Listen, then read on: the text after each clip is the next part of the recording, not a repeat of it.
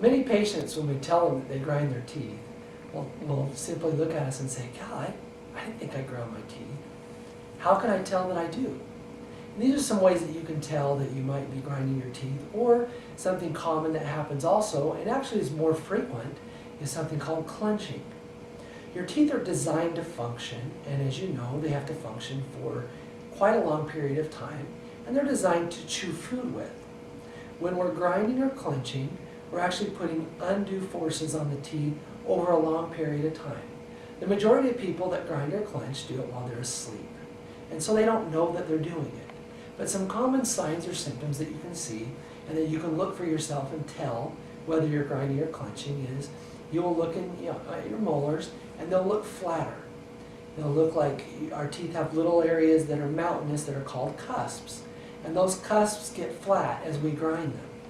Another way that you can tell that you're grinding or clenching is you'll wake up in the morning and your jaw muscles will be very sore.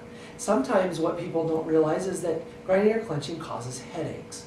There's a muscle up here called the temporalis muscle, and it's a big fan-shaped muscle. It sits all up inside here. And you can feel that, and when you touch it, it hurts when you touch it. And that means that you're overstimulating that muscle, which is a symptom of grinding or clenching.